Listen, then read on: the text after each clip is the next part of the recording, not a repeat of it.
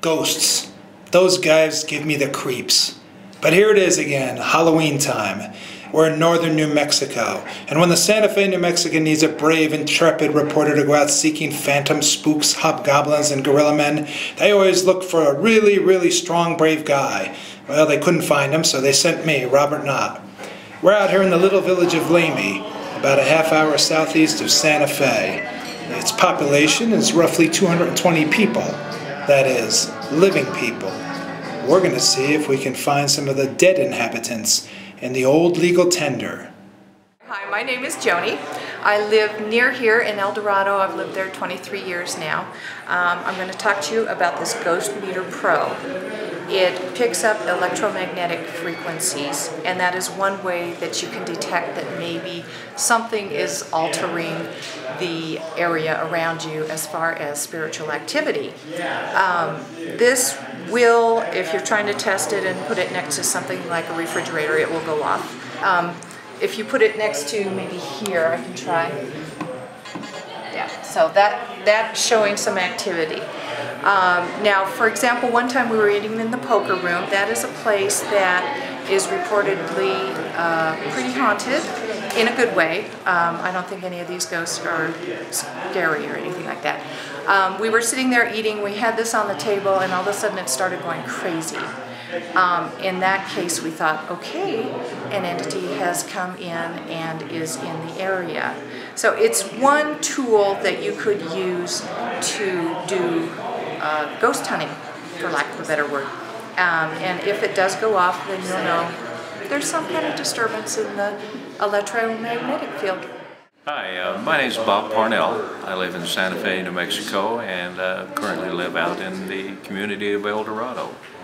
I was a manager of the legal tender, the last manager they had back in the 1980s.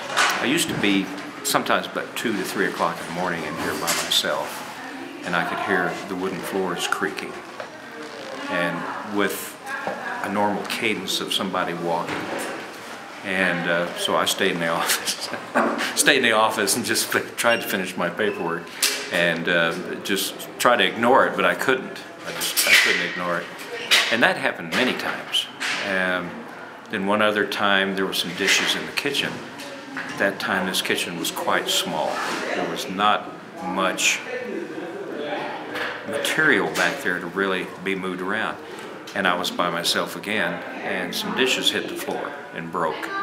And these dishes had been washed, but they hadn't been put away yet, so I heard the racket, and I went back. I honestly thought somebody was there, but no, there was nobody there, but there was 5 or 6 dishes that had fallen onto the floor out of a rack from the dishwasher. Hi, my name is Philip, and I bartend part of the time at the legal tender.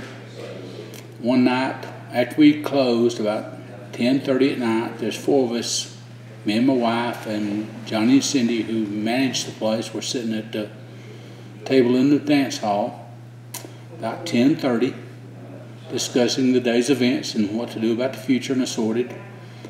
And we heard a scream in the kitchen, a lady scream. All 4 of us jumped to our feet and ran to the kitchen to see what went on and how it went on. Since everything was locked down, we were locked in the building, and we searched walk-in coolers and office and pantry and everything going, and there was nobody in here but us. But that's it. There was a lady screaming in the kitchen that night. It got my attention in a hurry. Last time I had this recorder going, Cindy had turned it on, and it was running for about, I don't know, a long time before you guys left. And then after everybody left, there was a whisper came on, and I went, thank God. It was so funny. And do you think leaving the lights out makes any real difference in attracting energy? Or is that just our stuff from old movies?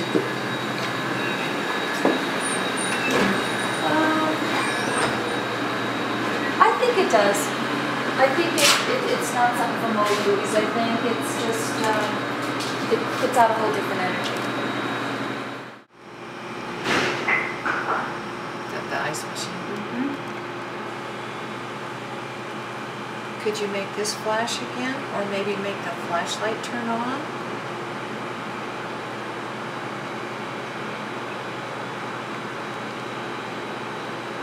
I'll settle for extinguishing the candles. Oh yeah, could you blow out a candle? Or two or three?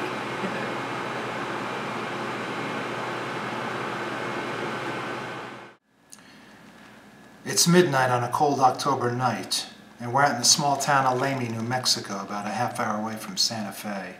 We're in the legal tender, built back in the 1880s and renovated and restructured many times since.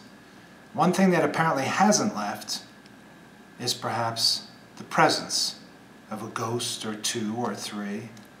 Could it be the ghost of a frontiersman shot in the bar?